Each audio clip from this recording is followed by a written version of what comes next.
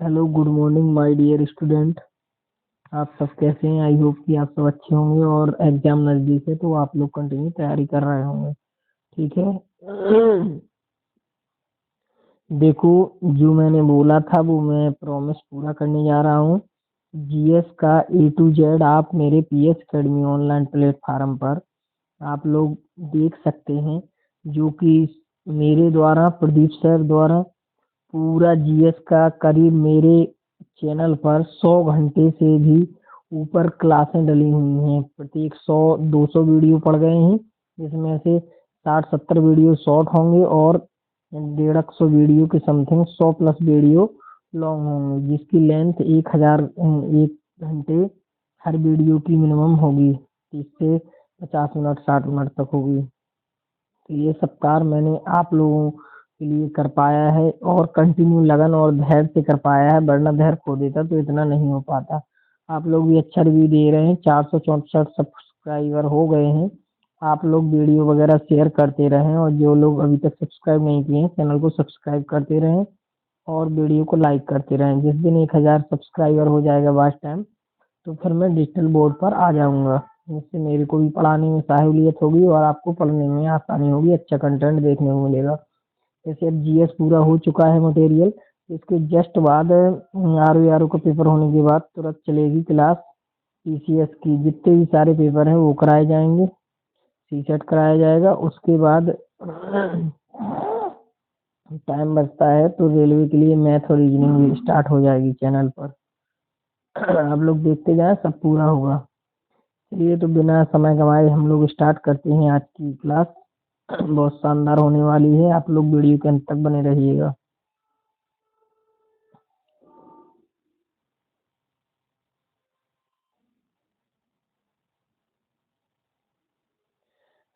चलिए, हम लोग देखते हैं भारतीय अर्थव्यवस्था। भारतीय अर्थव्यवस्था को इंग्लिश में इंडियन इकोनॉमी सेशन भी बोलते हैं।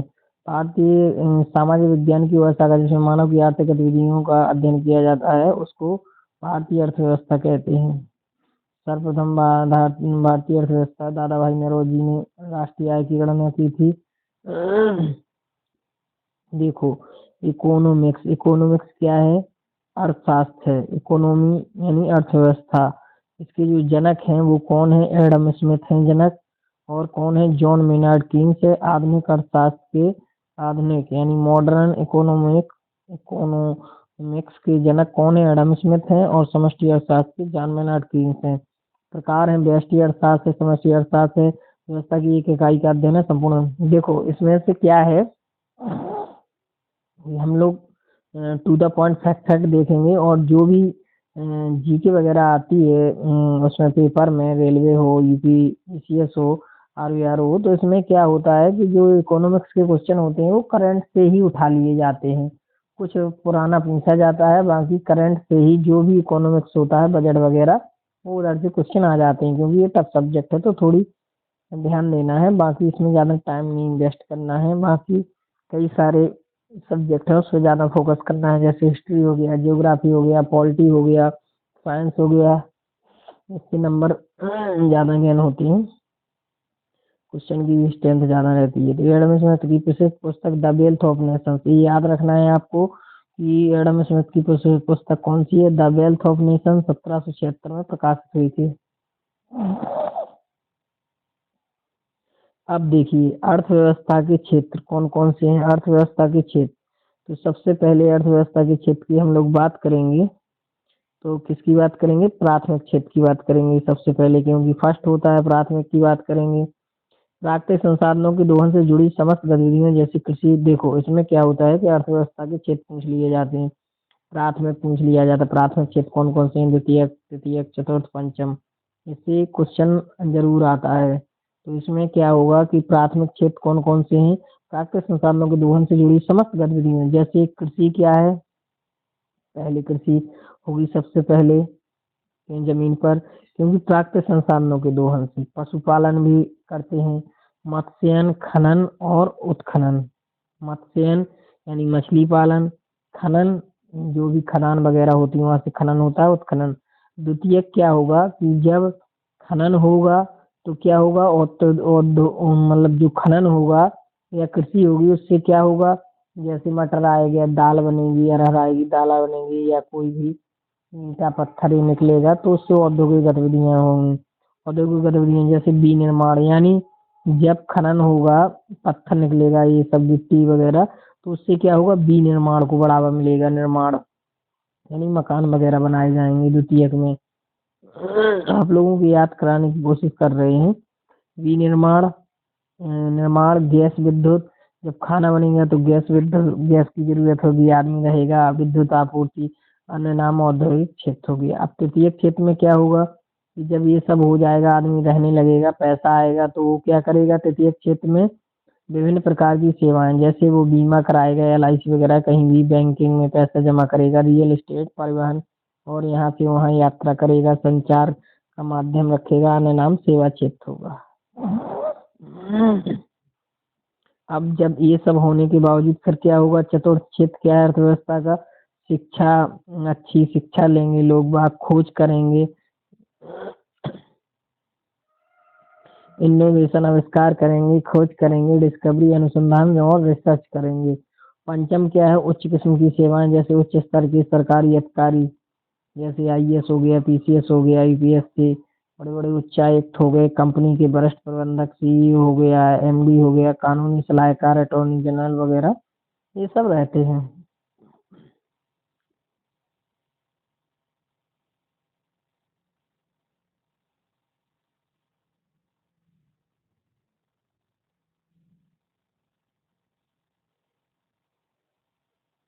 देखो, राज्य की भूमिका क्या था अर्थव्यवस्था का वर्गीकरण, कितने प्रकार से वर्गीकरण किया गया है, तो तीन प्रकार से वर्गीकरण, पूंजीवादी अर्थव्यवस्था, समाजवादी अर्थव्यवस्था, मिश्र अर्थव्यवस्था। पूंजीवादी अर्थव्यवस्था क्या है देख लेते हैं जल्दी से, उत्पादन एवं वितरण साधनों पर निजी क्षेत्र का स्वामित्व। मतलब पूंजीवादी अर्थव्यवस्था, हम लोगों की जो अर्थव्यवस्था है, भारत की अर्थव्यवस्था क्या है, मिश्रित अर्थव्यवस्था है। पूंजीवादी अर्थव्यवस्था कौन कौन से देश हैं, उत्पादन एवं वितरण साधनों पर निजी क्षेत्र का स्वामित्व होता है, जैसे अमेरिका है, ब्रिटेन है। अमेरिका और ब्रिटेन की अर्थव्यवस्था क्या है, पूंजीवादी। समाजवादी, समाजवादी उत्पादन एवं वितरण साधनों पर राज्य का स्वामित्व, उदाहरण क्यूबा। क्यूबा और उत्तरी कोरिया, जो क्यूबा है और उत्तरी कोरिया है उसकी जो अर्थव्यवस्था है वो समाजवादी है। और हम लोगों की क्या है, हम लोगों की है मिश्रित। हम लोगों की कौन सी व्यवस्था है, मिश्रित व्यवस्था है। पूंजीवादी और सामाजिक दोनों अर्थव्यवस्थाओं की विशेषता, मौजूदा उदाहरण भारत की अर्थव्यवस्था है, जो कि मिश्रित अर्थव्यवस्था के नाम से क्वेश्चन सीधा पूछा जाएगा, भारत की व्यवस्था कौन सी है, मिश्रित अर्थव्यवस्था है। अब बात करेंगे आर्थिक समृद्धि की और आर्थिक विकास की। किसी अर्थव्यवस्था में वस्तुओं या सेवाओं के उत्पादन में वृद्धि को आर्थिक समृद्धि कहते हैं।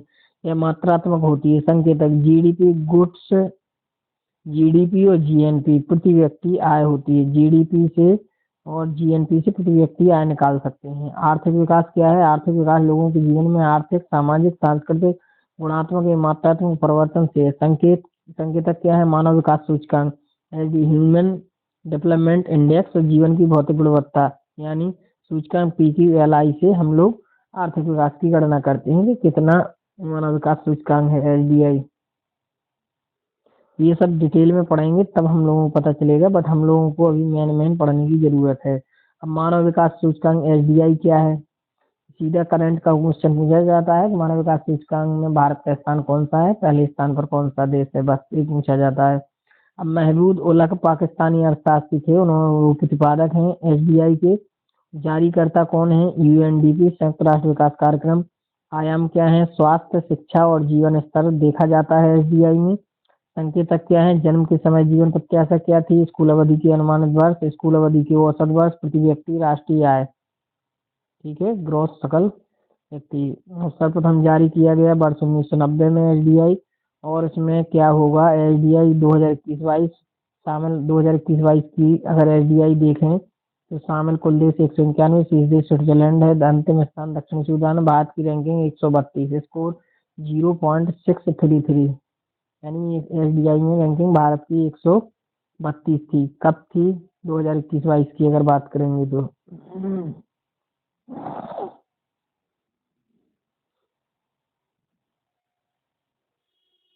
अब हम लोग देखेंगे कि भारत में नियोजन का इतिहास। भारत में काय का इतिहास? नियोजन का इतिहास। भारत में नियोजन का इतिहास सर्वप्रथम देखेंगे। भारतीय नियोजन के पिता। भारतीय नियोजन के पिता कौन है? एम विश्वेश्वरैया अपनी पुस्तक प्लान्ड इकोनॉमी फॉर इंडिया में 10 वर्षीय योजना प्रस्तुत की। जो भारत में नियोजन का इतिहास है। राष्ट्रीय नियोजन समिति गठन वर्ष 1938। गठनकर्ता सुभाष चंद्र बोस। अध्यक्ष कौन थे राष्ट्रीय नियोजन समिति के? अध्यक्ष थे जवाहरलाल नेहरू। जवाहरलाल नेहरू थे। अब क्या है? बॉम्बे प्लान प्रस्तुत वर्ष 1944। प्रस्तुतकर्ता GD Birla, JR D Tata, Kasturi Bhai तथा लाल भाई आदि उद्योगपतियों ने बॉम्बे प्लान का निर्माण किया था। गांधीवादी योजना क्या था? प्रस्तुत वर्ष 1944। प्रस्तुतकर्ता श्रीमान नारायण। जनवादी योजना क्या थी? 1945। प्रस्तुत वर्ष था एम राय प्रस्तुतकर्ता थे। सर्वोदय योजना। सर्वोदय योजना 1950 में प्रस्तुत वर्ष था। और सर्वोदय योजना के प्रारंभकर्ता या जो है जयप्रकाश नारायण प्रस्तुतकर्ता। और राष्ट्रीय नियोजन बोर्ड केसी नियोगी इसके अध्यक्ष थे। और इसकी सिफारिश पर योजना आयोग का गठन किया गया। कब किया गया? 1946 में।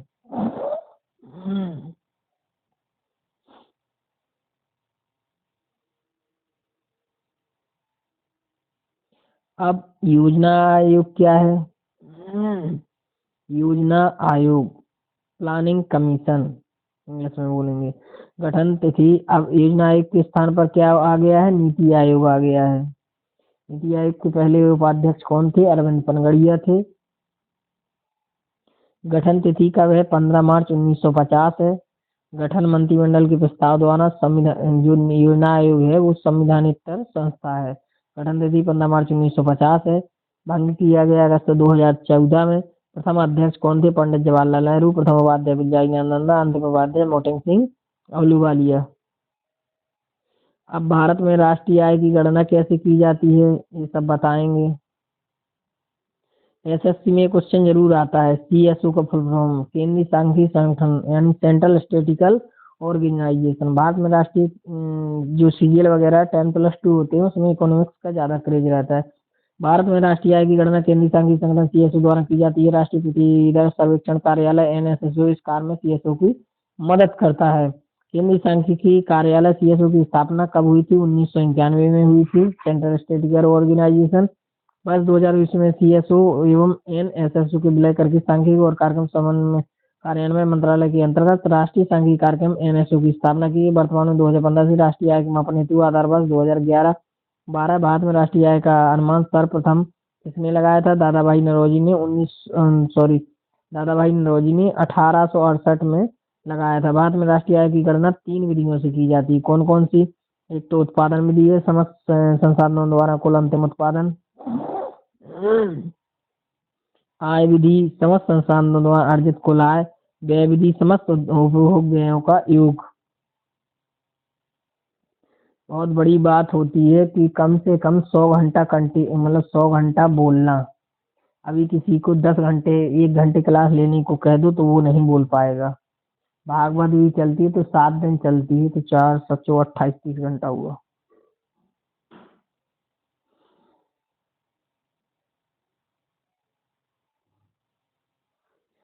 भारत में पंचवर्षीय योजनाओं का संक्षिप्त विवरण। देखो जो भारत में पंचवर्षीय योजना थी यानी योजना आयोग प्लानिंग कमीशन उसमें जो पहली योजना थी वो कब थी? पहली योजना अवधि लक्ष्य क्या था? उपलब्धि क्या हुआ? प्रमुख उद्देश्य। जो पहली योजना थी वो किससे रिलेटेड थी? कृषि पर आधारित थी। 1951 से 56। लक्ष्य 2.1 उपलब्धि 3.6। दूसरी योजना थी भारी उद्योग थे। तीसरी में क्या हुआ? कृषि उद्योग। योजना अवकाश कब रहा? 1966 से 69 तक योजना अवकाश रहा। चौथी में क्या हुआ? पहली में कृषि हुआ। दूसरी में भारी जब कृषि होगी गल्ला पानी होगा फिर भारी उद्योग लगे फिर कृषि एवं उद्योग लगे। उसके बाद योजना आयोग 66 से 69 तक खाली रही।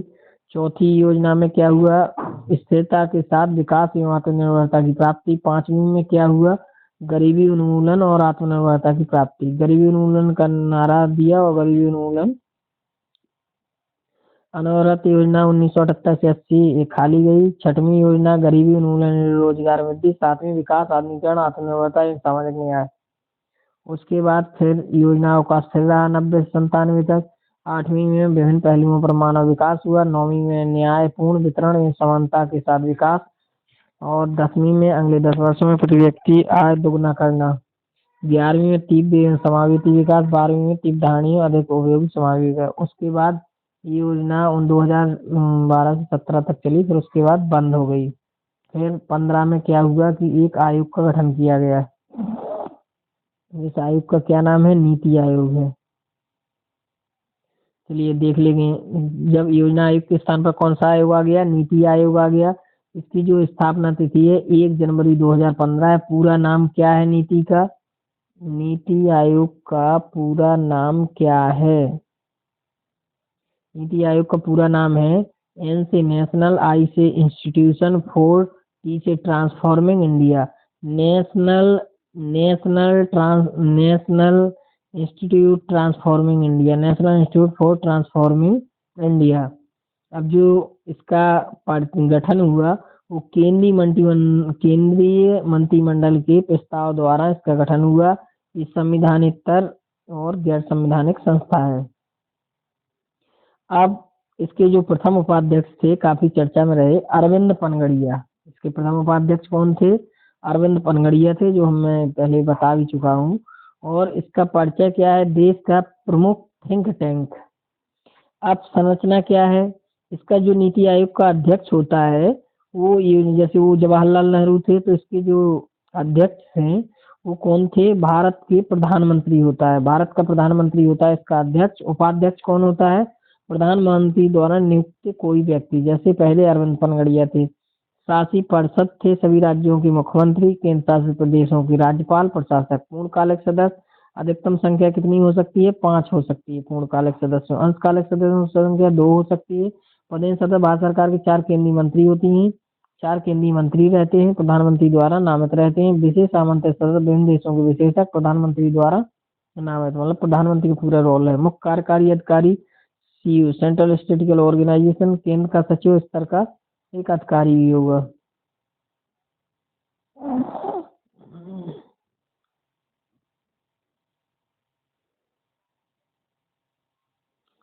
अब एक चीज देखेंगे इधर पे कि जो भारत को बांटा गया है, भारत को बांटा गया है कितने मतलब भारत को बांटा गया है किसमें बांटा गया है? 15 कृषि जलवायु क्षेत्रों में। कितने जलवायु क्षेत्रों में? 15 कृषि जलवायु प्रदेशों में बांटा गया है। 20 कृषि पारिस्थितिकी प्रदेशों में बांटा गया है भारत को। 15 कृषि जलवायु प्रदेशों में, 20 कृषि पारिस्थितिकी प्रदेशों में।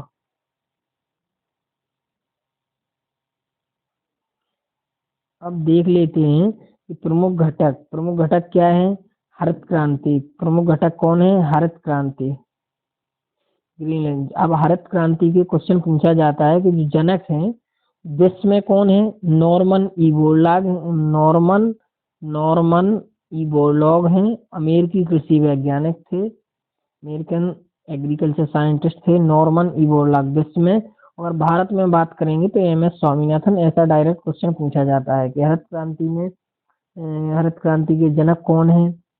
तो भारत में पूछे तो एम एस स्वामीनाथन। विश्व में अगर पूछा जाए तो नॉर्मन ई बोरलॉग हैं। पंजाब, हरियाणा, पश्चिमी यूपी। भारत में प्रारंभिक क्षेत्र कौन कौन से हैं हरित क्रांति के? वो हरित क्रांति शुरू कब हुई थी? 1966-67 में भारत में शुरुआत हुई थी। पंजाब, हरियाणा, पश्चिमी यूपी। भारत में प्रारंभिक क्षेत्र शब्द के सर्वप्रथम प्रयोगकर्ता विलियम गॉड है हरित क्रांति के। अब इसके अंतर्गत क्या होगा? प्रमुख घटक कौन रहेंगे हरित क्रांति के? उन्नत बीज हैं, रासायनिक उर्वरक हैं, कीटनाशक, खरपतवार नाशक, सिंचाई, साख सुविधा। प्रभाव इसके क्या पड़े हैं?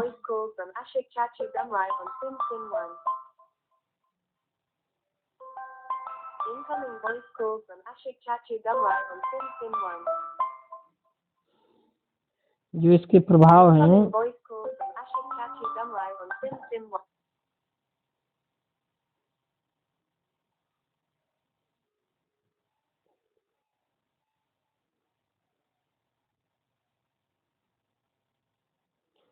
तो जो इसके प्रभाव हैं वो देखेंगे। प्रभाव क्या है? सकारात्मक और नकारात्मक। सकारात्मक प्रभाव क्या है?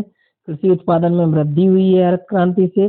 खाद्यान्न आत्मनिर्भरता, गेहूं चावल के उत्पादन में सर्वाधिक वृद्धि हुई है। नकारात्मक क्या है? अत्यधिक जल दोहन, मृदा लवणता में वृद्धि और कृषि प्रतिरूप में बदलाव। अब इसी प्रकार से हरित क्रांति थी। अब न्यू हेडिंग है ऑपरेशन फ्लड। ऑपरेशन फ्लड को हिंदी में दुग्ध क्रांति भी बोलते हैं। इसका जो शुभारंभ है वो कब हुआ? 1970 में। शुभारंभ स्थल क्या है? आनंद, गुजरात में हुआ था, दूध डेयरी वगैरह।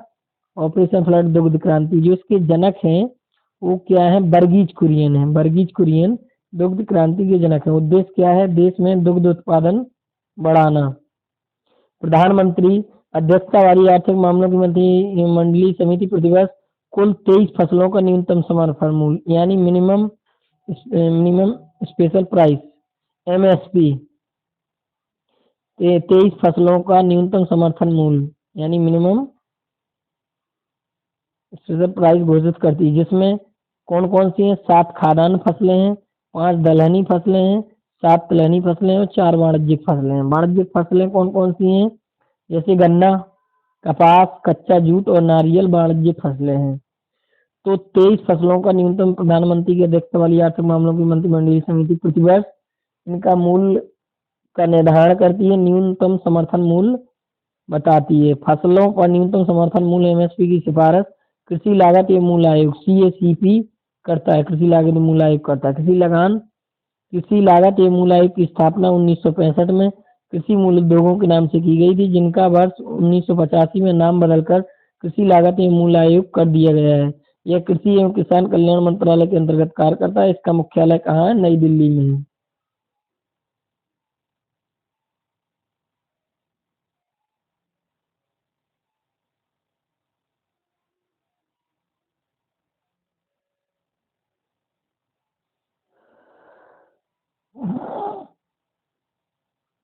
जो भारत में कृषि क्रांतियां हैं, इंडिया में एग्रीकल्चर क्रांतियां, रेगुलेशन है, क्रांति है। हरित क्रांति किससे रिलेटेड है? ऐसा डायरेक्ट क्वेश्चन पूछा जाता है। हरित क्रांति किससे रिलेटेड है? हरित क्रांति रिलेटेड है खाद्यान्न उत्पादन से। श्वेत क्रांति क्या है? दुग्ध उत्पादन से।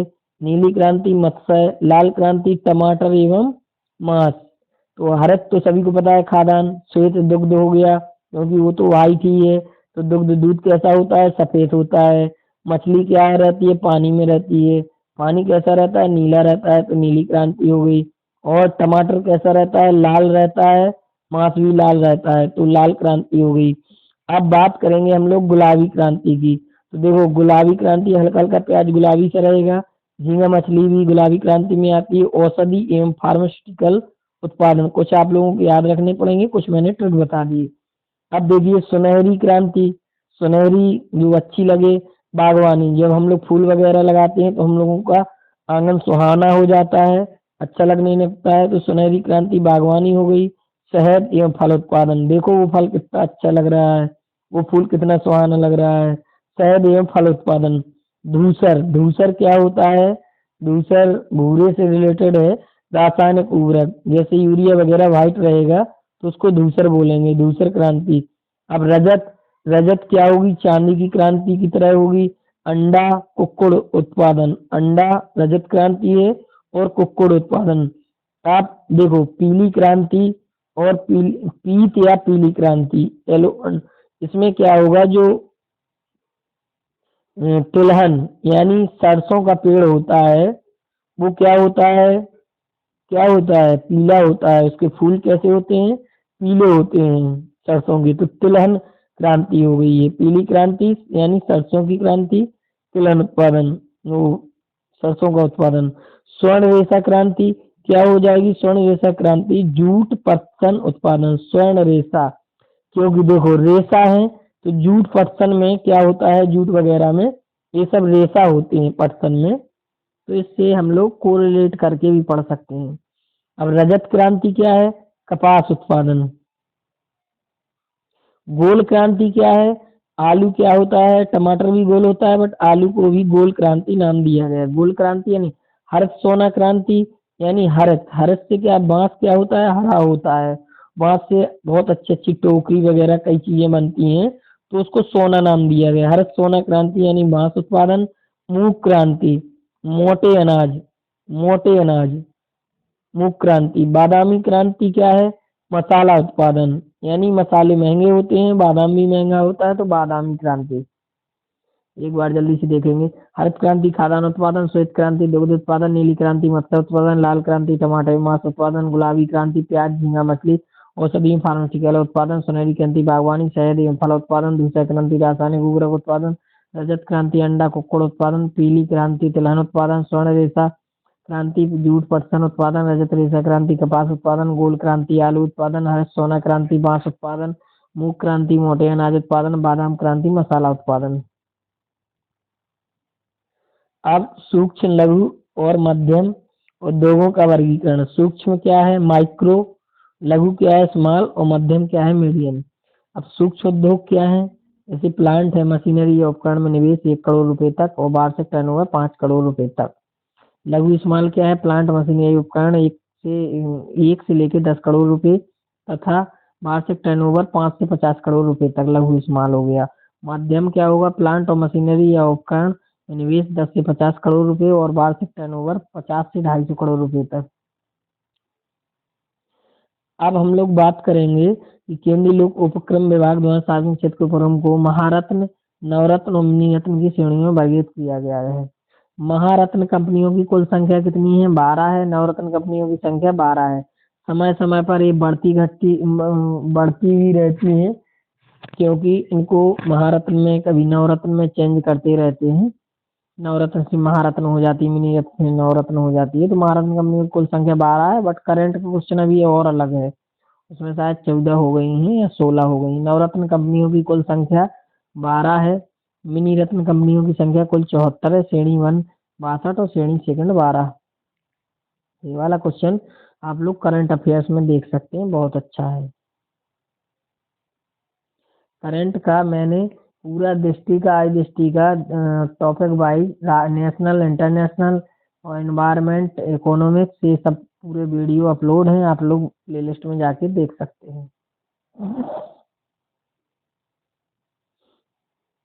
अब महारत्न कंपनियां कौन कौन सी हैं? महारत्न कंपनियां जो हैं नेशनल, जैसे एक तो एनटीपीसी हो गया, अभी सबसे अच्छी ब्रांड वैल्यूएबल कंपनी बनी है एनटीपीसी कंपनी, करंट का क्वेश्चन है। National thermal power corporation limited 1975, इसका मुख्यालय नई दिल्ली में है। तेल एवं प्राकृतिक gas ONGC. Oil natural gas collection 1956 Dehradun. भारतीय इस्पात SAIL steel authority India limited, SAIL का फॉर फॉर्म भारतीय इस्पात प्राधिकरण लिमिटेड नई Delhi. Coal India limited Kolkata है। Indian oil corporation IOCL, gas authority GAIL. और भेल का फुल फॉर्म क्या है? भारत हैवी इलेक्ट्रिकल लिमिटेड नई Delhi. Hindustan petroleum corporation limited HPCL Mumbai. Bharat petroleum BPCL Mumbai. Power grid corporation PGCIL. Power finance corporation PFC नई दिल्ली। ग्रामीण विद्युतीकरण नगर लिमिटेड नई दिल्ली। प्रमुख औद्योगिक वित्त संस्थानों का स्थापना वर्ष। भारतीय औद्योगिक वित्त निगम लिमिटेड आईएफसीआई, स्थापना 1948। भारतीय औद्योगिक साख एवं निवेश निगम लिमिटेड आईसीआईसीआई 1955 में है। भारतीय औद्योगिक विकास बैंक आईडीबीआई 1964 है। भारतीय इकाई विन्यास यूटीआई 1964 है। भारतीय औद्योगिक निवेश बैंक 1971 है। राष्ट्रीय आवास बैंक 1988 है। भारतीय लघु उद्योग विकास बैंक सिडबी 1990 है।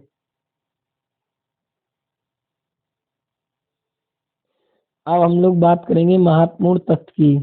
महत्वपूर्ण तथ्य क्या है? विदेशी मुद्रा विनिमय अधिनियम FERA 1973 1 जनवरी 1904। विदेशी मुद्रा प्रबंधन, ये भारत में विदेश आर्थिक जोन यानी स्पेशल इकोनॉमिक जोन नीति पहली 12 अप्रैल 2000 में लागू हुई। भारत में एशिया का पहला EPSZ को वर्ष 1965 में गुजरात के कांडला में स्थापित किया गया। औद्योगिक नीति 1995 में भारत सरकार ने जुलाई 1991 को नई आर्थिक नीति की घोषणा की। इसके दौरान देश में उदारीकरण, निजीकरण और वैश्वीकरण एलपीजी की शुरुआत हुई। रंगराजन समिति की सिफारिश के आधार पर 2016 से 17 के बजट से योजनागत एवं गैर योजनागत व्यय के वर्गीकरण को समाप्त कर दिया गया।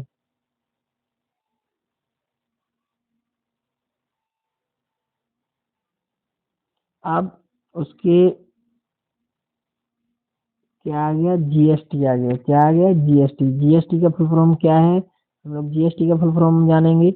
Goods and service tax. GST का पूरा नाम हिंदी में क्या है, वस्तु एवं सेवा कर। इसका परिचय देखो, पहले ये प्रत्यक्ष कर होते थे, अप्रत्यक्ष कर, सभी को मिलाकर एक जीएसटी कर दिया गया। परिचय क्या है, एक अप्रत्यक्ष कर है, लागू किया गया, कब किया गया, 101 में संविधान संशोधन 2016 में किया गया, और 101 में संविधान संशोधन द्वारा किया गया, ये याद रखना है। लागू तिथि कब हुई थी, 1 जुलाई 2017 को हुई थी। और उद्देश्य क्या है, एक देश एक कर प्रणाली लागू करना है।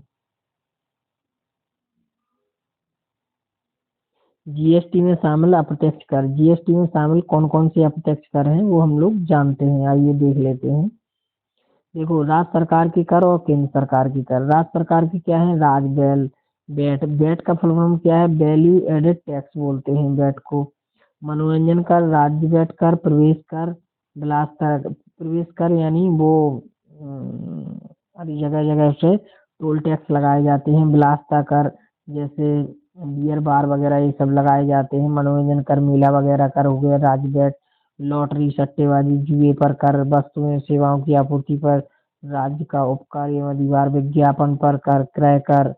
केंद्र सरकार के क्या है, केंद्रीय उत्पाद शुल्क है। केंद्रीय उत्पाद शुल्क के अतिरिक्त सबसे ज्यादा आय किससे होती है, निगम कर से। अतिरिक्त उत्पाद शुल्क होता है सेवा कर, सीमा शुल्क, वस्तुएं सेवाओं की आपूर्ति पर उपकर एवं अधिभार भी लगाए जाते हैं। अब जीएसटी अनुच्छेद 279 है। जीएसटी अनुच्छेद क्या है, 279। जीएसटी अनुच्छेद 279। अध्यक्ष कौन है, केंद्रीय वित्त मंत्री हैं इसके जीएसटी के। जैसे वित्त मंत्री अभी इस समय वर्तमान में कौन है, वित्त मंत्री, केंद्रीय वित्त मंत्री कौन है, निर्मला सीतारमण है। उपाध्यक्ष कौन है, राज्य सरकार के वित्त मंत्रियों के बीच से निर्वाचित। सदस्य कौन है, केंद्रीय राज्य वित्त मंत्री तथा सभी राज्यों के, जैसे उत्तर प्रदेश के राज्य वित्त मंत्री सुरेश खन्ना है। गणपूर्ति क्या है, कुल सदस्यों का 50% होना चाहिए। वोटिंग पावर क्या है, केंद्र सरकार के पास 1/3 और राज्य सरकार के पास 2/3। निर्णय 3/4 बहुमत से लिया जा सकता है। अब हम लोग बात करेंगे जीएसटी। देखो, तो जीएसटी में जो दरें हैं वो याद रखना पड़ेंगी। जीएसटी में दरें हैं 5%, 12%, 18% और 28। 5, 12, 18, 28। 5, 12, 18, 28 ये दरें हैं। अब हम लोग बात करेंगे इधर पे कि बेट। बेट क्या है, वैल्यू एडेड टैक्स है। इसका पूरा नाम है वैल्यू एडेड टैक्स, मूल्य वर्धित कर। सिफारिशकर्ता कौन है वैल्यू एडेड के, जीएसटी के पहले चेलैया समिति। चेलैया समिति कब है, 1991 में। वो कब हुआ था जीएसटी लागू, 1 जुलाई 2017 को। अब जो चेलैया समिति ने वैल्यू एडेड टैक्स की सिफारिश है, शुभारंभ 1 अप्रैल 2005 को। लागू करने वाला प्रथम राज्य कौन सा है, हरियाणा है, 1 अप्रैल 2003 से। कर का प्रकार क्या है, ये भी अप्रत्यक्ष कर है। लागू करने वाला अंतिम राज्य उत्तर प्रदेश, 1 जनवरी 2008। अब हम लोग बात करेंगे आरबीआई के नियंत्रण की विधियां। बैंकों को, अब इसमें क्या है, बैंक दर क्या कहलाती है, सपोज दैट बैंक दर, व्हाट इज बैंक दर। बैंक दर क्या कहलाती है, आइए जानते हैं संक्षिप्त में। देखो, आरबीआई की जो शाख नियंत्रण की विधियां हैं, बैंक दर क्या कहलाती है, वह है ब्याज दर। बैंक दर क्या है, वह है ब्याज दर जिस पर आरबीआई अन्य को दीर्घकालिक ऋण देती है। मतलब एक आरबीआई होती है जो मेन होती है, रिजर्व बैंक ऑफ इंडिया। वह क्या करती है, बैंक दर क्या है कि वह ब्याज दर जिस पर आरबीआई अन्य बैंकों को दीर्घकालिक ऋण देती है। छोटी, ये जो सभी बैंकें होती हैं वो आरबीआई से ऋण लेती हैं, तो वह ब्याज दर निश्चित करती है कि अन्य बैंकों को दीर्घकालिक ऋण देती है और इतनी बैंक दर पर देगी। तो वो तो हो गई बैंक दर। अब क्या होगा, रेपो दर वह ब्याज दर जिस पर आरबीआई अन्य बैंकों को अल्पकालिक ऋण। हाँ, तो बात हो रही थी रेपो दर की। वह ब्याज दर जिस पर आरबीआई अन्य बैंकों को अल्पकालिक ऋण देता है। ये रेपो दर क्या है? अल्पकालिक ऋण देता है और दीर्घकालिक ऋण देता है। अब रिवर्स रेपो दर क्या है? वह ब्याज दर जिस पर आरबीआई अन्य बैंकों से अगर आरबीआई अन्य बैंकों से ऋण लेगा या पैसा लेगा तो वो कितने परसेंट ब्याज निश्चित करेगा, वो रिवर्स रेपो दर है। और सीआरआर क्या होता है? नगद आरक्षी अनुपात होता है इसको। कैश रिजर्व रेशियो, सीआरआर का full form cash reserve ratio. बैंकों को अपने कुल जमा का एक निश्चित भाग आरबीआई के पास नगद रखना पड़ता है, इसे ही सीआरआर कहते हैं। क्या होता है, जितनी सारी बैंकें खुली हैं उनको क्या होता है कि एक निश्चित भाग फिक्स रहता है कि आप इतना पैसा आरबीआई में रखेंगे तभी आप बैंक चला सकते हैं। अगर आप कहीं जाते हैं, कुछ हो जाते हैं, तो वो पैसा वो जनता में बांट सकेगी। एक एसएलआर होता है, वैधानिक तरलता अनुपात। उसको क्या होता है, वो क्या होता है, बैंकों को अपनी जमा का एक निश्चित भाग अपने पास सदैव जमा कोष के रूप में रखना पड़ता है, इसे ही एसआरआर कहते हैं। और एक चीज और होता है कि बैंकों का तभी रजिस्ट्रेशन में लाइसेंस रहेगा कि एक जमा निश्चित भाग अपने पास भी रखना पड़ता है, एक आरबीआई के पास रखना पड़ता है, उसको सीआरआर बोलते हैं। एसएलआर अपने पास रखना पड़ता है। ये सभी कंडीशनें हैं बैंक चलाने की। अब देखिए इसमें बात होगी कि बैंकिंग महत्वपूर्ण तथ्य। भारत में स्थापित प्रथम बैंक भारत में स्थापित प्रथम बैंक जो है, बैंक ऑफ हिंदुस्तान, वर्ष 1770 कोलकाता में। अब presidency bank, bank of Bengal 1800। भारत में स्थापित प्रथम बैंक कौन है? बैंक ऑफ हिंदुस्तान, वर्ष 1770 कोलकाता में। और प्रेसिडेंसी बैंक क्या है? Bank of Bengal 1806, bank of Bombay 1840, bank of Madras 1843। वर्ष 1991 तीन प्रेसिडेंसी बैंकों को मिलाकर इंपीरियल बैंक ऑफ इंडिया की स्थापना की गई। कब की गई? 1921 में की गई। अब इंपीरियल बैंक ऑफ इंडिया का राष्ट्रीयकरण किया गया, कब किया गया था? 1 जुलाई 1955 को। नया नाम भारतीय स्टेट बैंक दिया गया। इंपीरियल बैंक तीनों को मिलाकर के कौन कौन सी बैंक मिली थी? Bank of Bengal 1806, bank of Bombay, bank of Madras. तो इंपीरियल बैंक, उसके बाद 1 जुलाई 1955 को नया नाम भारतीय स्टेट बैंक यानी एसबीआई नाम दिया गया। भारतीयों द्वारा संचालित पहला बैंक कौन था? भारतीयों द्वारा संचालित पहला बैंक था अवध कॉमर्शियल बैंक 1881 ईस्वी में। पूर्ण रूप से पहला भारतीय बैंक पंजाब नेशनल बैंक है। पूर्ण रूप से पहला भारतीय बैंक 1894 ईस्वी में। अब बात करेंगे हम लोग RBI, reserve bank of India. भारतीय रिजर्व बैंक क्या है? इस रिजर्व बैंक क्या करता है, इसके क्या कार्य हैं? स्थापना की सिफारिश की किसने की थी? आरबीआई की स्थापना की सिफारिश किसने की थी? हिल्टन यंग समिति ने की थी। परिचय, भारत का केंद्रीय बैंक रहेगा। स्थापना, आरबीआई की स्थापना कब हुई थी? 1 अप्रैल 1935 आरबीआई एक्ट 1934 के द्वारा। मुख्यालय आरबीआई का कहाँ पे है? मुंबई में। राष्ट्रीयकरण 1 जनवरी 1949 को हुआ था इसका। म्यांमार बर्मा के केंद्रीय बैंक के रूप में कार्य किया मार्च 1947 तक। पाकिस्तान के केंद्रीय बैंक के रूप में कार्य किया 30 जून 1948 तक। प्रथम गवर्नर ओसवान स्मिथ हैं। प्रथम भारतीय गवर्नर सीडी देशमुख हैं। प्रथम गवर्नर आरबीआई की कौन है? सीडी देशमुख। अभी वर्तमान गवर्नर कौन है? शक्तिकांत दास है। बैंकों का राष्ट्रीयकरण किसने किया है? प्रधानमंत्री इंदिरा गांधी के कार्यकाल में किया गया। बैंकों का राष्ट्रीयकरण पहली बार कब किया गया? 19 जुलाई 1969 को 14 बड़े बैंकों का राष्ट्रीयकरण किया गया। दूसरी बार कब किया गया? 1980 में 15 अप्रैल। 6 अन्य बड़े बैंकों का राष्ट्रीयकरण किया गया। बंधन बैंक क्या है? स्थापना 2001, मुख्यालय कोलकाता। भारतीय महिला बैंक की स्थापना 19 नवंबर 2013 को। मुख्यालय इसका नई दिल्ली है। एसबीआई में विलय कर लिया गया 1 अप्रैल 2017 को। भारतीय महिला बैंक का विलय कर लिया गया। अब हम लोग बात करेंगे कि किसकी बात करेंगे? बैंकों की विलय के बारे में बात हो रही, तो बैंकों के विलय के बारे में बात करेंगे। वर्ष 1993 में न्यू बैंक ऑफ इंडिया का पंजाब नेशनल बैंक में विलय हो गया 1 अप्रैल 2017 को। अब भारतीय स्टेट बैंक में कितनी बैंकों का विलय कर लिया गया है? State bank of Bikaner and Jaipur का, स्टेट बैंक ऑफ पटियाला का, स्टेट बैंक ऑफ मैसूर का, स्टेट बैंक ऑफ ट्रावनकोर का, भारतीय महिला बैंक का। इन सभी बैंकों का विलय किसमें कर लिया गया है? एसबीआई में कर लिया गया है।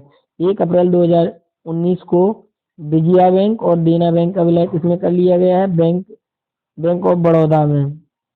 अब बात करेंगे कि 1 अप्रैल 2020 को पंजाब नेशनल बैंक में और किसका विलय किया गया? Oriental bank of commerce United bank of India का 2020 में कर लिया। ओरिएंटेड बैंक ऑफ कॉमर्स और United bank of India Punjab national bank में विलय कर लिया गया। सिंडिकेट बैंक का विलय किसमें हुआ? केनरा बैंक में। इलाहाबाद बैंक को अब क्या बोलने लगे हैं? इंडियन बैंक बोलने लगे। आंध्रा बैंक का और कारपोरेशन बैंक का यूनियन बैंक ऑफ इंडिया में विलय कर लिया गया है। वर्तमान में सार्वजनिक बैंकों की कुल संख्या कितनी है? 12 है। भारत का सबसे बड़ा बैंक कौन है? भारतीय स्टेट बैंक। कितना है? 12 है वर्तमान में सार्वजनिक बैंकों की संख्या। भारत का सबसे बड़ा बैंक कौन सा है? भारतीय स्टेट बैंक, एसबीआई है। भारत का सबसे बड़ा निजी बैंक कौन है? एचडीएफसी। एचडीएफसी होम लोन देता है, जो निजी बैंक है, सबसे बड़ा निजी बैंक। क्रेडिट कार्ड जारी करने वाला पहला भारतीय बैंक है central bank of India. Mutual fund शुरू करने वाला पहला भारतीय बैंक बना है। कौन बना है? भारतीय स्टेट बैंक बन गया है। विदेश लंदन में शाखा खोलने वाला पहला भारतीय बैंक कौन बन गया है? बैंक ऑफ इंडिया बन गया है। प्रमुख भारतीय बैंक एवं स्थापना वर्ष। भारतीय बैंक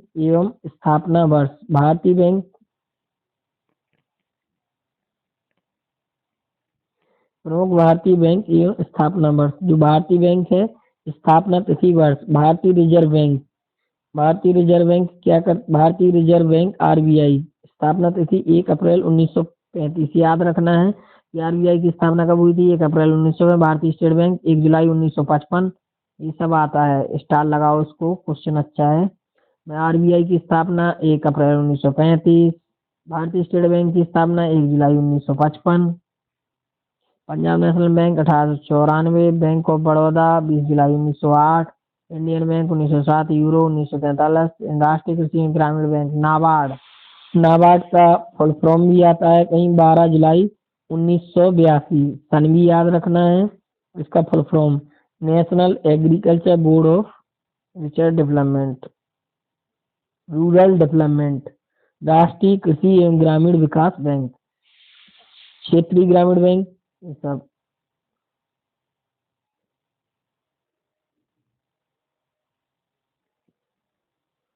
अब ये आया निर्यात बैंक, ये सब ये आए। HDFC bank 1994। आईसीआईसी बैंक की स्थापना कब हुई थी? 1994 में। एक्सिस बैंक 1993 में। राजकोषीय नीति क्या है? राजकोषीय घाटा कुल राजस्व प्राप्तियां प्लस कुल गैर, ये सब बहुत कठिन, ये ज्यादा नहीं आता है। बजट महत्वपूर्ण तथ्य। आय व्यय के विस्तृत विवरण को बजट कहते हैं। आय व्यय के विस्तृत विवरण को, जैसे अभी आप लोगों ने सुना होगा, केंद्र में बजट पास हो गया, राज्य में पास बजट हो गया, पूरक बजट, संपूरक बजट। आय व्यय के विस्तृत विवरण को बजट कहते हैं। भारतीय संविधान में आय व्यय के विस्तृत विवरण को क्या कहते हैं? बजट। कुल प्राप्तियां, कुल मद, कुल खर्च। भारतीय संविधान में बजट को वार्षिक वित्तीय विवरण अनुच्छेद 112 में कहा गया है। बजट कब में? 112 आर्टिकल के थ्रू। बजट का निर्माण वित्त मंत्रालय, अंत मंत्रालय, नीति आयोग व कैग। कैग का फुल फॉर्म क्या है? कंट्रोलर एंड ऑडिटर जनरल, जो कि वित्तीय संस्थाओं पर निगरानी रखता है। बजट वित्तीय वर्ष कब पास होता है? 1 अप्रैल से 31 मार्च के बीच में बजट पास होता है। 1 अप्रैल से 31 मार्च के बीच में बजट पास होता है, फिक्स रहता है। बस अपडेट चेंज हो चुकी है। बजट पेश करने के 75 दिन के अंदर बजट अंदर बजट का पारित होना आवश्यक है। मतलब बजट पेश किया तो 75 दिन के अंदर बजट हर हाल में आ जाना चाहिए। भारत का पहला बजट ब्रिटिश अर्थशास्त्री जेम्स विल्सन ने वर्ष 1860 में प्रस्तुत किया था। स्वतंत्र भारत का स्वतंत्र भारत का पहला बजट 26 नवंबर 1947 को तत्कालीन वित्त मंत्री आर के सिटमुख चेट्टी ने पेश किया था। स्वतंत्र भारत का पहला बजट कब पेश किया गया था? 26 नवंबर 1947 को। पहला बजट कब पेश किया गया था? 1860 को। जेम्स विल्सन ने ये किया था, वित्त मंत्री आर के सिटमुख चेट्टी ने। अब तक सर्वाधिक 10 बार, देखो ये क्वेश्चन इधर आता है स्टार, सर्वाधिक अब तक सर्वाधिक 10 बार मोरारजी देसाई ने बजट पेश किया। किसने पेश किया? मोरारजी देसाई ने पेश किया अब तक सर्वाधिक बजट। एक वर्ष समिति की सिफारिश के आधार पर वर्ष 1924 से आम बजट और रेल बजट अलग अलग पेश करने की परंपरा शुरू हुई। एक वर्ष समिति की सिफारिश के आधार पर क्या हुआ कि 1924 से आम बजट और रेल बजट अलग अलग की शुरुआत हुई। कब हुई? 1924। इसके पहले साथ में होता था। 1 फरवरी 2017 से रेल बजट, अब फिर क्या हुआ कि 1 फरवरी 2017 से रेल बजट को आम बजट के साथ पुनः पेश किया जाने लगा। मतलब फिर मिक्सअप कर लिया।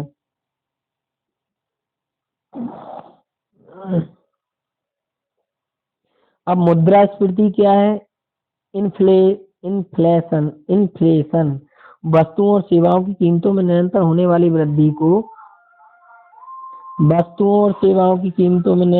वाली वृद्धि को मुद्रास्फीति कहते हैं।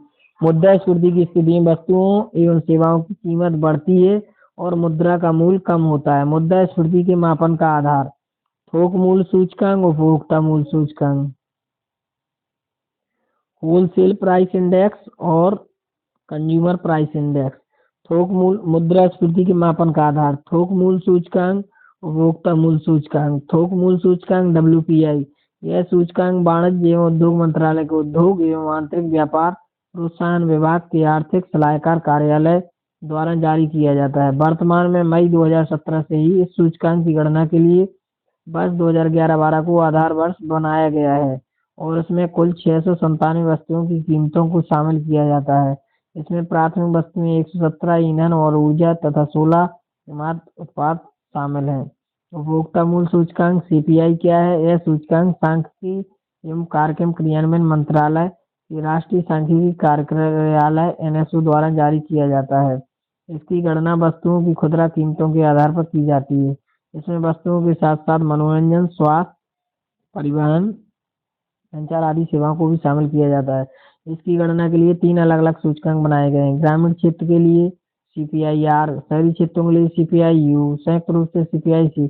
नया उपभोक्ता मूल्य सूचकांक CPI फरवरी 2011 में जारी किया गया, जिसमें वर्ष 2012 को आधार वर्ष बनाया गया। औद्योगिक श्रमिकों IW, कृषि श्रमिकों EL और ग्रामीण श्रमिकों RL के लिए उपभोक्ता मूल्य सूचकांक CPI श्रम ब्यूरो द्वारा जारी किया जाता है। श्रम ब्यूरो श्रम एवं रोजगार मंत्रालय के अंतर्गत कार्य करता है। भारत में मुद्रा नीति का मापन थोक मूल्य सूचकांक WPI के आधार पर किया जाता है। किसके आधार पर किया जाता है भारत में मुद्रास्फीति का मापन? थोक मूल्य सूचकांक WPI के आधार पर किया जाता है। विकसित देशों में मुद्रास्फीति का मापन उपभोक्ता मूल्य CPI के आधार पर किया जाता है।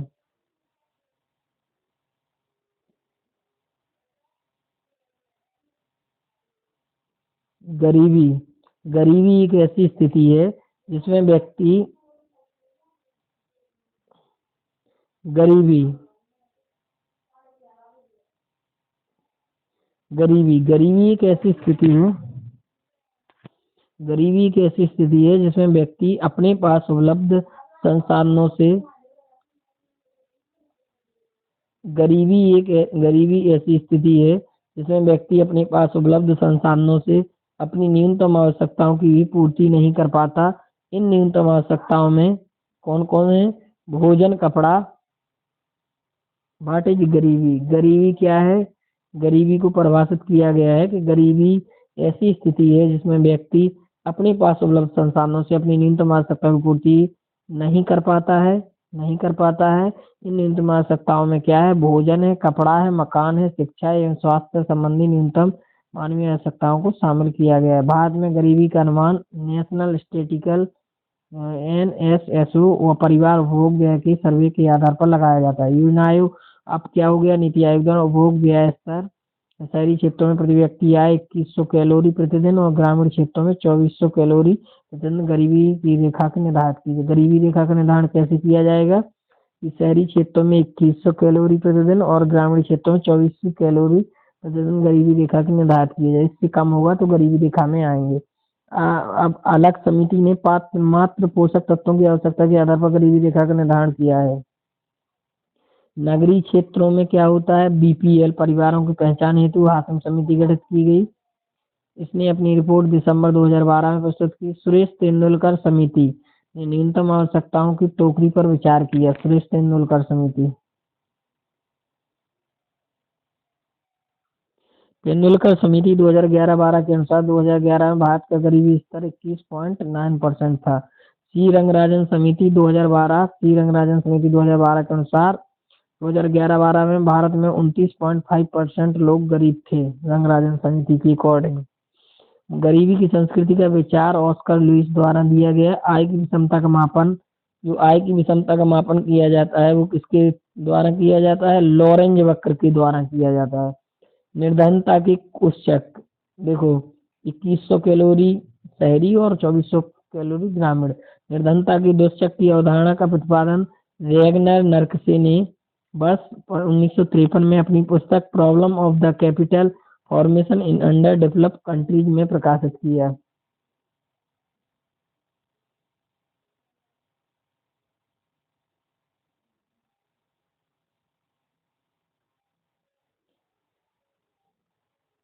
अब देखो हम लोग देखेंगे सेबी।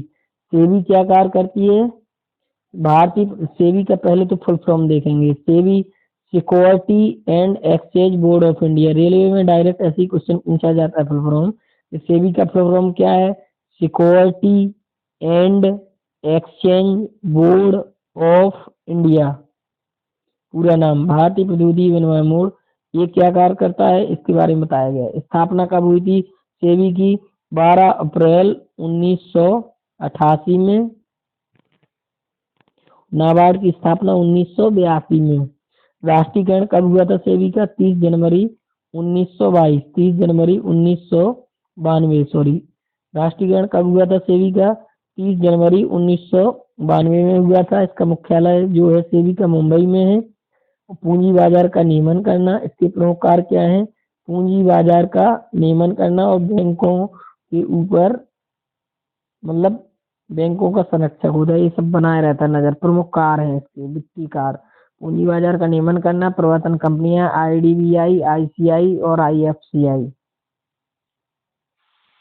अब एक्सचेंज देख लेते हैं, मान्यता प्राप्त एक्सचेंज जैसे बॉम्बे स्टॉक एक्सचेंज। बीएसई का फुल फॉर्म क्या है, बॉम्बे स्टॉक एक्सचेंज। इसकी स्थापना 1875 में हुई।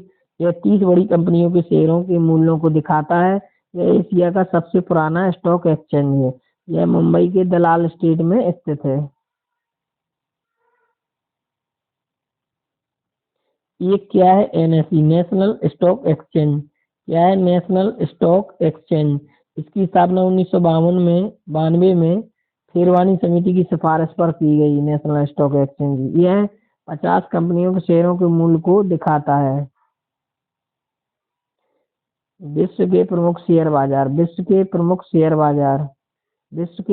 शेयर बाजार हैं शेयर मूल्य सूचकांक stock exchange, Dow Jones New York, Sensex Nifty Dollex Mumbai, Nikkei Japan, Hang Seng Hong Kong, Shanghai com China, मिडडेक्स Frankfurt Germany, Simex Straits Times Singapore, Nasdaq संयुक्त राज्य अमेरिका। प्रमुख वित्तीय समितियां। समिति का नाम, उद्देश्य। एस एस तारापुर समिति विदेशी विनिमय में पूंजी खाता परिवर्तनीयता हेतु सुझाव देने के लिए। कौन है, एस एस तारापुर समिति विदेशी विनिमय में पूंजी खाता परिवर्तनीयता हेतु सुझाव देने के लिए। नरसिम्हन समिति क्या है, बैंकिंग सुधार हेतु सुझाव देना। गोपनीयता समिति प्राथमिक शहरी सहकारी बैंकों में ग्राहक सेवा में सुधार करना। नचकेत मोड़ समिति निम्न आय वाले परिवारों एवं छोटे व्यवसायियों को व्यापक वित्तीय सेवाएं उपलब्ध कराने के लिए। नचकेत मोड़ समिति।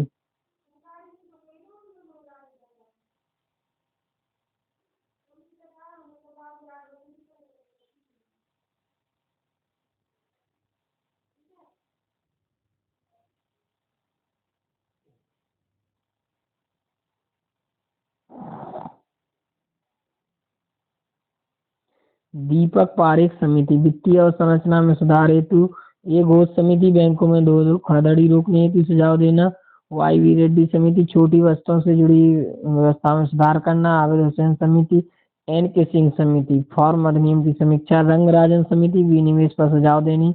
एल के झा, अप्रत्यक्ष कर सुधार। वाचु समिति, प्रत्यक्ष कर सुझाव देने। ये समितियां हैं, प्रमुख समितियां। और केलकर समिति, पीपीपी मॉडल का आकलन एवं करारोपण पर सुझाव। कीर्ति पारेख समिति। ये सेकंड लास्ट पेज है आज की क्लास का। प्रमुख योजनाएं एवं कार्यक्रम, जैसे सामुदायिक विकास कार्यक्रम 2 अक्टूबर 1952, ग्रामीण लोगों के जीवन स्तर में सुधार करना। सामुदायिक विकास कार्यक्रम क्या है? 2 अक्टूबर 1952, ग्रामीण क्षेत्रों के ग्रामीण लोगों के जीवन स्तर में सुधार करना। सामुदायिक विकास कार्यक्रम एक ट्राइसेम चलता है। ट्राइसेम 1979 में ग्रामीण युवाओं को स्वरोजगार हेतु तकनीकी उद्यमिता कौशल प्रशिक्षण प्रदान करना, ट्राइसेम के अंतर्गत 1979। Development of women and children in rural area 1882, ग्रामीण क्षेत्र की महिलाओं और बच्चों को विकास करना। इंदिरा आवास योजना 1985, अब इसका नाम बदल के क्या हो गया? प्रधानमंत्री आवास योजना। एससी एसटी और बीपीएल परिवारों को पक्का एससी एसटी और बीपीएल परिवारों को पक्का आवास प्रदान करना। मध्याह्न भोजन योजना, वर्ष 2021 में इसका नाम बदलकर देखो मध्याह्न भोजन योजना यानी एमडीएम, इसको क्या बोलते हैं? एमडीएम। एमडीएम क्या होता है? मध्याह्न भोजन योजना। मिड डे मील बोलते हैं इसको, मध्याह्न भोजन योजना। बस 2021 में इसका नाम बदल गया है, तो क्या हो गया है? पीएम पोषण स्कीम। पीएम पोषण स्कीम हो गया है, पीएम पोषण कर दिया गया है। पीएम पोषण यानी पीएम पोषण कर दिया गया, एमडीएम की जगह पीएम पोषण। 15 अगस्त 1995 से चल रहा है एमडीएम। 1 से 8वीं कक्षा तक के बच्चों को दोपहर में पोषण युक्त भोजन उपलब्ध कराना। जो प्राइमरी और जूनियर के बच्चे हैं उनको भोजन बनता है स्कूलों में, हमारे लोगों के स्कूलों में। तो एमडीएम पहले योजना जो चली थी वो 1995 में चली थी, बट 2021 में उसका नाम, योजना तो चल रही है, बस उसका नाम क्या कर दिया गया है? पीएम पोषण कर दिया गया है। स्वर्ण जयंती शहरी रोजगार योजना। स्वर्ण जयंती शहरी रोजगार योजना में क्या होता है कि 1 दिसंबर 1997 स्वर्ण जयंती शहरी रोजगार योजना, शहरी बेरोजगारों एवं अल्प बेरोजगारों को लाभकारी रोजगार प्रदान करना। किसान क्रेडिट कार्ड योजना केसीसी, अगस्त 1998 किसानों को रियायती ब्याज दर पर ऋण उपलब्ध कराना। स्वर्ण जयंती ग्राम स्वरोजगार योजना 1 अप्रैल 1999।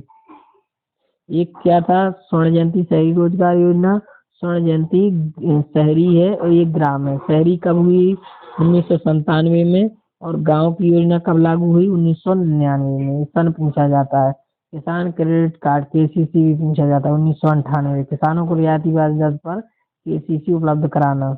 ग्रामीण क्षेत्रों के बीपीएल परिवारों को स्वरोजगार हेतु मदद प्रदान करना है। प्रधानमंत्री ग्राम सड़क योजना सन 2000 में प्रधानमंत्री ग्राम सड़क योजना का क्रियान्वयन किया गया। ये ज्यादा इम्पोर्टेंट है, ये क्वेश्चन पूछा जाता है कि स्वर्ण जयंती शहरी रोजगार योजना, अगस्त स्वर्ण जयंती शहरी रोजगार योजना कब लागू हुई? 1 दिसंबर 1997 में। और स्वर्ण जयंती ग्राम स्वरोजगार योजना ग्राम वाली कब हुई? 1 अप्रैल 1999।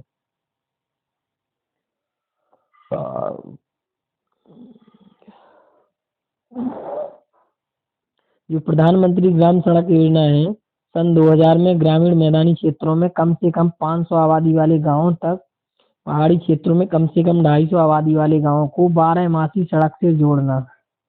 ये बहुत अच्छी योजना है। अंत्योदय अन्न योजना 25 अप्रैल 2000, अति निर्धन परिवारों को प्रतिमाह 35 किलोग्राम खाद्यान्न उपलब्ध कराना। अंत्योदय अन्न योजना। सर्व शिक्षा अभियान एसएससी 2006 से 14 वर्ष तक के सभी बच्चों को निःशुल्क एवं अनिवार्य शिक्षा। सर्व शिक्षा अभियान एसएससी में क्या हुआ था? कि सन 2001 में लागू की गई। 6 से 14 वर्ष सभी बच्चों को निःशुल्क एवं अनिवार्य शिक्षा प्रदान करना, यानी ये मौलिक कर्तव्य हो गया है। भारत निर्माण योजना 16 दिसंबर 2005 ग्रामीण अवसंरचना का विकास करना, घटक सिंचाई, सड़क, जलपूर्ति, आवास, विद्युत एवं दूरसंचार।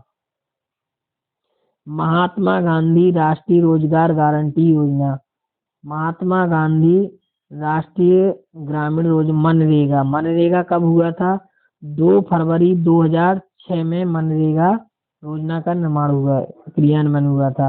आंध्र प्रदेश के अनंतपुर जिले से, मतलब कहाँ से मनरेगा स्टार्ट हुआ था? आंध्र प्रदेश के अनंतपुर जिले से शुरू हुआ था। अकुशल श्रमिकों को प्रतिवर्ष 100 दिन की गारंटी युक्त रोजगार उपलब्ध करना। कितने दिन की? 100 दिन की गारंटी, मतलब प्रतिवर्ष 1 साल में कम से कम मनरेगा के थ्रू 100 दिन का उनको रोजगार उपलब्ध सरकार को कराना ही कराना है, जो कि प्रधान के द्वारा उन लोगों को बंदिया मेड़बंदी कहीं कुछ करा के कहीं पे तो काम दिया जाता है। आम आदमी बीमा योजना सन 2007 से इसका क्रियान्वयन हुआ, स्टार्टिंग हुई। असंगठित क्षेत्रों के कामगारों को बीमा कवर प्रदान करना। और राष्ट्रीय ग्रामीण स्वास्थ्य मिशन, राष्ट्रीय ग्रामीण स्वास्थ्य mission, national rural health mission, NRHM बोलते हैं उसको। कब ये लागू किया गया? 12 अप्रैल 2005 से राष्ट्रीय ग्रामीण स्वास्थ्य मिशन ग्रामीण क्षेत्रों में महिलाओं, बच्चों और गरीबों के लिए गुणवत्तापूर्ण स्वास्थ्य देखभाल की उपलब्धता और पहुंच में सुधार करना। देखो, राष्ट्रीय ग्रामीण स्वास्थ्य अगर लगा है तो क्या होगा? गुणवत्तापूर्ण देखभाल, स्वास्थ्य की देखभाल से रिलेटेड ये योजना होगी। राष्ट्रीय स्वास्थ्य बीमा योजना 1 अप्रैल 2008 से BPL परिवारों को 30,000 रुपये तक का स्वास्थ्य बीमा कवरेज प्रदान करना। प्रधानमंत्री जन धन योजना, प्रधानमंत्री जन धन, धन लगाया तो समझ लो खाता खुलेगा। प्रधानमंत्री जन धन योजना सभी लोगों को पता है कि 28 अगस्त 2014 में लागू हुई थी। कमजोर वर्गों के वित्तीय समावेशन हेतु जीरो बैलेंस पर बैंक खाता खोलना, यानी जो जीरो बैलेंस वाले खाते हैं वो प्रधानमंत्री जन धन योजना वाले हैं। और इसमें क्या होता है कि समय समय पर जनधन खातों में कुछ ना कुछ राशि आ जाती है। 28 अगस्त 2014 इससे लाभ होता है। 2014 में बहुत सारी योजनाएं लागू हुई। एक तो प्रधानमंत्री जन धन योजना, मेक इन इंडिया, स्वच्छ भारत मिशन, मिशन इंद्रधनुष। अब make in India, make in India क्या है कि देश को विनिर्माण हब बनाना, मतलब जो भी यहाँ टेक्नोलॉजी है या जो कुछ भी खिलौने, कुछ भी चीज का निर्माण हो, कोई भी यंत्र बने, वो विनिर्माण हब बनाना, यानी इसमें फैक्ट्री लगाना, अपने देश को हब बना देना है। मेक इन इंडिया से बनाना, विदेशों से नहीं मंगाना है, यहीं पे बनाना है। मेक इन इंडिया 25 सितंबर 2014। वो प्रधानमंत्री जन धन योजना कब लागू हुई? 28 अगस्त में, ये 25 सितंबर में। स्वच्छ भारत मिशन, स्वच्छ भारत मिशन क्या हुआ था कि 2 अक्टूबर गांधी जी जयंती के उपलक्ष्य में लागू किया गया 2014 में। 2 अक्टूबर 2019 गांधी जी की 150वीं जयंती, गांधी जी की कितनी जयंती? 150वीं जयंती। तब देश को खुले में शौच से मुक्त करना, ODF फ्री करना। क्या करना? ODF, यानी खुले में शौच से मुक्त करना स्वच्छ भारत मिशन का मुख्य उद्देश्य है। मिशन इंद्रधनुष, मिशन इंद्रधनुष 25 दिसंबर 2014 2 वर्ष तक के बच्चों और गर्भवती महिलाओं को निःशुल्क टीकाकरण। मतलब मिशन इंद्रधनुष में कितने टीके हैं? 60 टीके हैं। तो उसके थ्रू क्या होगा कि 2 वर्ष तक के बच्चों एवं गर्भवती महिलाओं को निःशुल्क टीकाकरण। ये आज की मैराथन क्लास का लास्ट पेज है, उसमें योजनाओं के बारे में बताया गया है, कौन सी योजना कब लागू हुई, उसका क्या प्रमुख उद्देश्य है, इसके बारे में हम लोग जान रहे हैं। बेटी बचाओ बेटी पढ़ाओ योजना कहाँ से लागू हुई? पानीपत हरियाणा से लागू हुई। कब हुई? 22 जनवरी 2015 को हुई। इससे क्या बेनिफिट होगा? बाल लिंगानुपात, यानी चाइल्ड CSR, चाइल्ड रेशियो, बाल लिंगानुपात बढ़ाना है, महिला सशक्तिकरण करना है, लैंगिक असमानता को कम करना है। इसलिए इसको प्रमोट किया गया है कि बेटी बचाओ बेटी पढ़ाओ योजना। अब सुकन्या समृद्धि योजना, व्हाट इज सुकन्या समृद्धि योजना? ये कब लागू हुई? 22 जनवरी 2015 को लागू हुई। इससे क्या बेनिफिट हुए, क्या उद्देश्य है इसका? 10 वर्ष तक की बालिकाओं का बैंक 10 वर्ष तक की बालिकाओं का बैंक डाकघर में 10 वर्ष तक की जो भी बच्चियां हैं सुकन्या समृद्धि योजना में बालिकाओं का बैंक डाकघर में बचत खाता खोलना। इस खाते में प्रतिवर्ष 1.5 लाख रुपए तक के जमा पर सरकार उच्च दर से ब्याज देती है। ठीक है, क्या करती है कि उच्च दर से ब्याज देगी इसमें सुकन्या समृद्धि योजना में। मृदा स्वास्थ्य कार्ड योजना क्या है? सूरतगढ़ राजस्थान से शुरू हुई थी। कब हुई थी? 19 फरवरी 2015। इसके क्या उद्देश्य है? मृदा के स्वास्थ्य की जांच कर किसानों को मृदा स्वास्थ्य कार्ड उपलब्ध कराना कि आप इस भूमि में क्या कौन सा बीज बोए तो कौन सी प्रक्रिया इसमें होगी।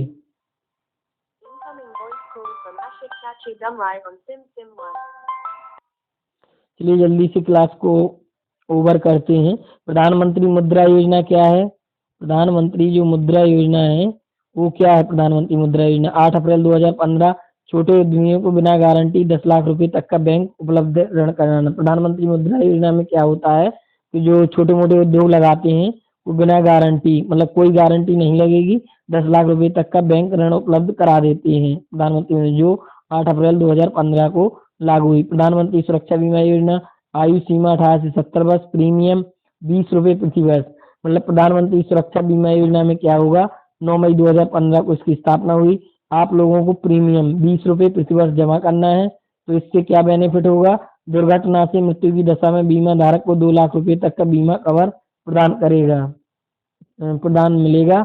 अगर कोई दुर्घटना एक्सीडेंट वगैरह हो जाती है प्रीमियम 20 रुपए प्रति वर्ष करना चाहिए।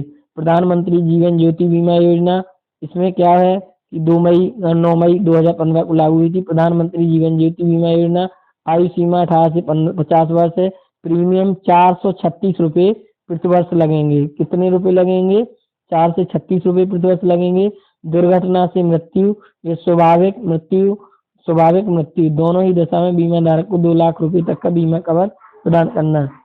प्रधानमंत्री आवास योजना जो प्रधानमंत्री आवास योजना है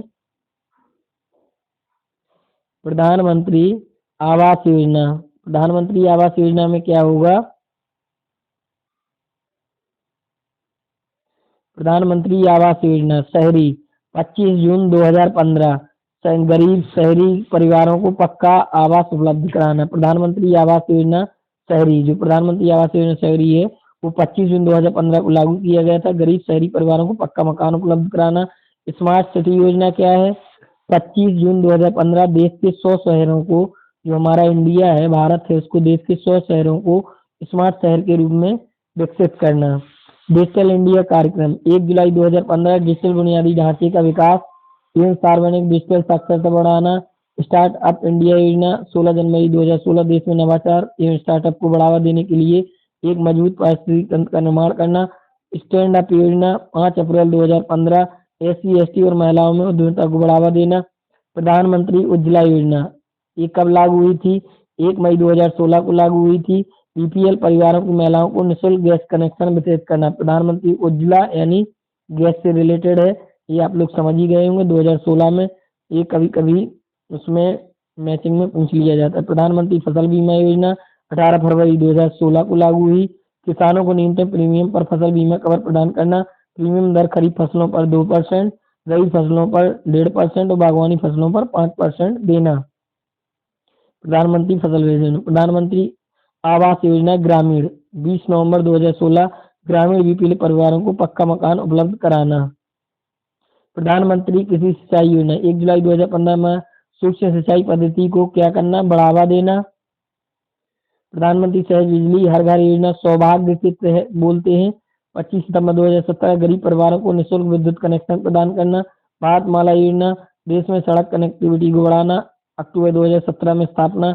आयुष्मान भारत योजना 23 सितंबर 2018 देश के 10 करोड़ गरीब परिवारों को प्रतिवर्ष 5 लाख निःशुल्क स्वास्थ्य बीमा कवरेज प्रदान करना। प्रधानमंत्री किसान सम्मान निधि योजना PM किसान सम्मान निधि योजना किसान लगा हुआ है तो 24 फरवरी 2019 से ये लागू हुआ था और किसानों को प्रतिवर्ष 6,000 रुपये 2,000 रुपये की किस्तों में देना। आर्थिक सहयोग प्रदान करना।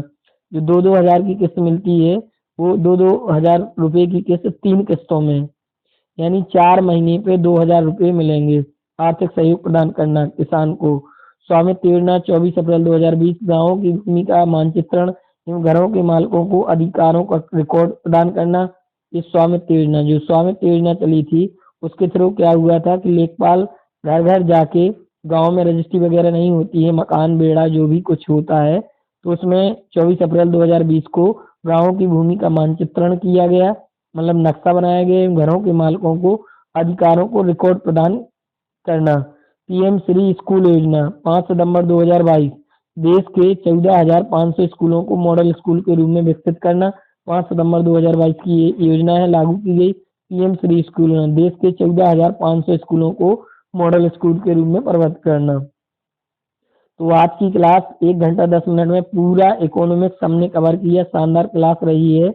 आप लोगों को अगर बेस्ट लगा हो, अच्छा कंटेंट रहा हो, तो आप लोग मेरे को मोटिवेट करने के लिए चैनल को सब्सक्राइब कर सकते हैं, वीडियो को लाइक कर सकते हैं और शेयर कर सकते हैं। और जो आपको बता रहे थे वो प्रदीप सर, मैं आपका प्रदीप सर, ठीक है। ऑनलाइन प्लेटफार्म में आपका हार्दिक स्वागत करता हूँ। ठीक है, तब तक के लिए जय हिंद। मिलते हैं नेक्स्ट वीडियो में।